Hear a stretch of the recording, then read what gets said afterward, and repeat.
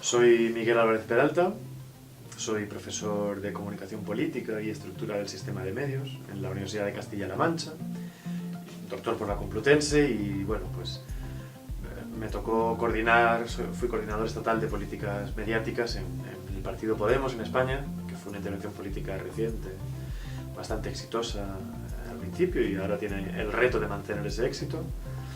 Y bueno, pues encantado de estar aquí en la Universidad de la Frontera, en Chile, compartiendo esta experiencia con otros investigadores, profesores, alumnos. Es un placer. Yo creo que distinguir entre una militancia orgánica, como de partido, de sindicato, y una militancia social, como puede ser la de un periodista crítico, o bien en un medio crítico, o bien que logra escribir en un medio mainstream, por así decirlo, un medio de masas, es importantísimo hacer esa distinción. Son lógicas completamente distintas, no pueden funcionar igual.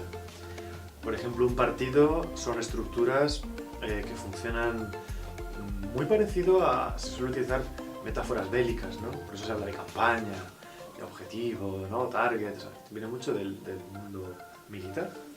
Y de hecho los partidos funcionan muy así, son espacios que, por ejemplo, tienen cierta pluralidad en los momentos congresuales, en los congresos, para discutir, pero después funcionan, digamos, siguiendo una línea, y lo importante es seguir la línea, y hay menos pluralidad de voces, ¿no? En cambio, en una militancia social, un periodista, un intelectual, alguien que escribe, digamos, no puede seguir una línea de partido, tiene que conseguir una reputación como comunicador, comunicadora, y eso implica mantener un espíritu crítico también frente a sus propias, digamos, los partidos que les son más cercanos, o las acciones que les son más cercanas. Eso implica hablar desde una honestidad intelectual con respecto a su audiencia, a la gente que le sigue. Es otra manera de hablar. Y eso es muy importante que los sindicatos y los partidos entiendan eso, respeten eso y no perciban a los comunicadores sociales como adversarios o como enemigos por el hecho de tener un margen mayor. Hay que reconocer ese margen y hay que entender que juegan un rol importantísimo y que parte de su tarea es conquistar, digamos, esa reputación personal como profesionales de la comunicación y por tanto no pueden atenerse a líneas de partido, ¿no? Yo creo que esa es una de las diferencias fundamentales, por ejemplo, entre una militancia orgánica y una militancia más comunicacional, del activismo de comunicación como periodista. Bueno, yo creo que es curioso porque entre Europa y Latinoamérica se produce como una dinámica de vasos comunicantes, ¿no? A veces los europeos hemos aprendido muchísimo de Latinoamérica, hay épocas en las que en Latinoamérica nos dicen que han aprendido de nuestra experiencia y es difícil saber quién empezó primero, ¿no? Latinoamérica tiene una larga tradición, por ejemplo, de comunicadores sociales excelentes en el terreno de la radio comunitaria, en el terreno del periodismo, de la que hemos aprendido muchísimo en Europa, muchísimo.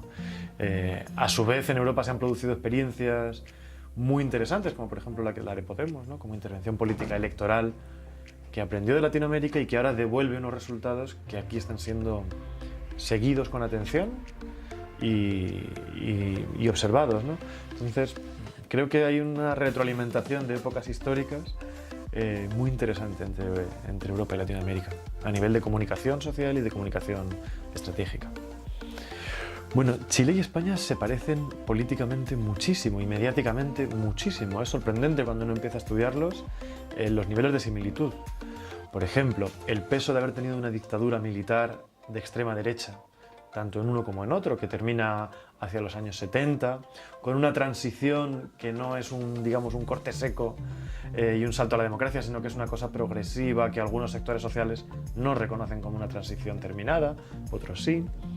Eso configura un tipo de democracia limitada, por así decirlo, con límites obvios, regida por un bipartidismo que concentra la palabra, conectado con grupos mediáticos, tanto en Chile como en España.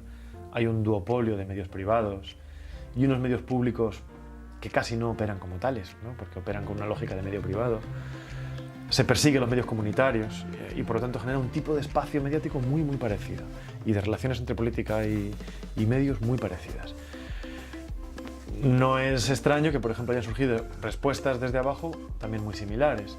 Por ejemplo, el Frente Amplio, la experiencia del Frente Amplio, a mí me da la sensación de que se parece mucho al camino que siguió Podemos y sus confluencias en España. Han seguido estrategias similares, con sus diferencias, Por ejemplo, una diferencia es que el Frente Amplio se constituye a partir de experiencias militantes ya existentes, previas, que se juntan y hacen como una gran confluencia, mientras que Podemos era más un llamado desde una persona, digamos, con visibilidad mediática, llama a constituir los círculos sectoriales y territoriales, y no es tanto una suma de siglas ya existentes como una constitución de un nuevo sujeto. No exactamente desde abajo, sino desde arriba y abajo, ¿no? Una situación dialéctica. Dicho eso, hay muchas cosas que se parecen, ¿no? Por ejemplo, estábamos antes revisando el modo en que se ha tratado de estigmatizar y criminalizar la lucha del pueblo mapuche, de la comunidad mapuche. Es muy parecido a cómo se estigmatizó la lucha del movimiento autonomista vasco. El movimiento social vasco, digamos, que peleaba por su derecho a la autodeterminación, a decidir su propio futuro.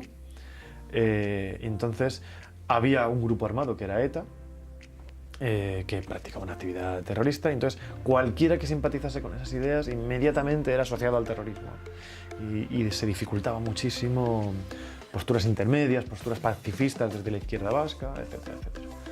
Me da la sensación de que aquí se siguen estrategias parecidas, ¿no? Cualquiera que se acerque a la comunidad mapuche rápidamente se le trata de asociar a lo violento, porque es una comunidad que sufre un conflicto fuerte, un conflicto que vive en sus propias carnes, y lo vemos en los medios a menudo, ¿no?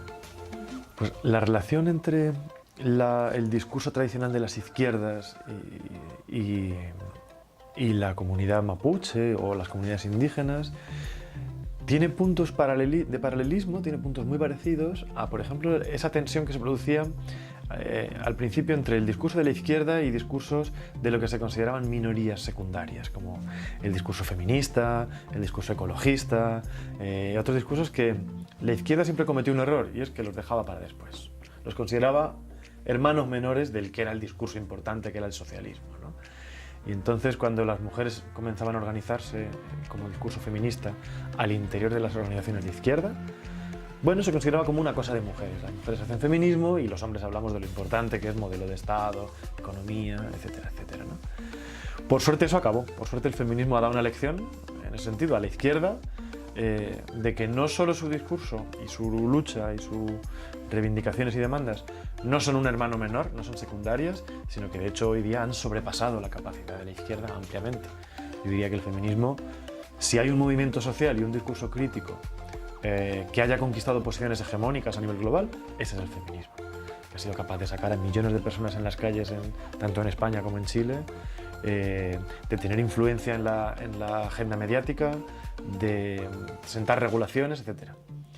Pues creo que con lo mapuche ocurre un poco igual. La izquierda a día de hoy lo considera como un tema menor, que mira para otro lado, que no considera, cuando en realidad quizá lo que debería hacer es tratar de articular, ¿no? Yo creo que no tiene sentido preguntarse qué lucha es más importante, cuál va primero y cuál va después. El feminismo, el ecologismo, las luchas de los pueblos por decidir su futuro, como el caso del pueblo mapuche. Sino que todos deberíamos poner el hincapié en cómo se articulan en una esfera común, en una esfera de discurso común, todas esas luchas que confrontan con el actual poder oligárquico, sea en Chile, sea en España, ¿no? Ese debería ser el hincapié, y eso exige mirarnos entre los sujetos de las luchas de tú a tú, tratarnos de no medir quién tiene más fuerzas, quién tiene más tropas, quién mueve más, sino considerar que hay puntos comunes en todas ellas y que ahí debemos poner el foco. Y aparcar y dejar a un lado los puntos que nos diferencian para futuros momentos, ¿no? Y no preguntarse cuál va primero y cuál va después. Creo que un error que hemos cometido desde las izquierdas, los movimientos sociales, el campo crítico de comunicación, tradicionalmente, era que nosotros hacemos un diagnóstico de una situación problemática, construimos incluso una propuesta y la comunicamos directamente, ¿no? Sin mayor mediación. Y ese es un error. Ese era, como decíamos antes, es el grado cero de estrategia. Creo que una estrategia de comunicación seria, profesional, y que los movimientos y las izquierdas debemos profesionalizarnos en la comunicación, porque a día de hoy es el campo de batalla por excelencia, ¿no? Exige investigar. Investigar quiere decir conocer muy bien el contexto en el que tú vas a intervenir, conocer la opinión pública, conocer la población a la que le vas a hablar, a la que le quieres hablar, y entender cómo está el estado de opinión. Y eso implica conocerlo a todos los niveles, ¿no? Para bajar a lo concreto y hablar de pasos de investigación concreta. Creo que hay que huir de las técnicas de investigación. Un error que se ha cometido en la universidad, por ejemplo, es separarlas en compartimentos estancos. Como que hay investigadores que hacen cualitativo y no se meten con lo cuantitativo, y los que hacen cuanti no se meten con lo cualitativo, y ellos ninguno conecta con la economía política, etc. En el campo profesional esto no se hace tanto, se utilizan todas las técnicas. Entonces, las técnicas cuantitativas son muy útiles porque permiten ponderar la opinión y ver cuáles son mayoritarias, cuáles son masivas, cuáles son representativas, cuáles no. Y luego hay que aplicar técnicas cualitativas como la discusión en grupo, los focusing groups o la entrevista en profundidad, etc., para ver cómo la población da sentido a ciertos términos clave, por ejemplo, cómo construye su experiencia en torno a las problemáticas que nosotros queremos intervenir, cómo percibe nuestras ideas o cómo nos percibe a nosotros como sujeto, cómo evolucionan esas percepciones, y eso se hace con entrevistas en profundidad, con la técnica de investigación, digamos, profesional, que hay que estudiarla, que está en los libros, que hay que ponerla, que hay que practicarla, que hay que ponerla en marcha. Y solo una vez que tenemos ese conocimiento del mapa del terreno en el que vamos a intervenir, podemos diseñar intervenciones que lo tengan en cuenta, ¿no? Y que por lo tanto esquiven ciertas barreras discursivas y se aprovechen de ciertas palancas que pueden potenciarlo muchísimo. Yo creo que esa es una labor fundamental, que debemos poner cada vez más recursos ahí y menos en otras cosas que estamos haciendo que no permiten tanto impacto.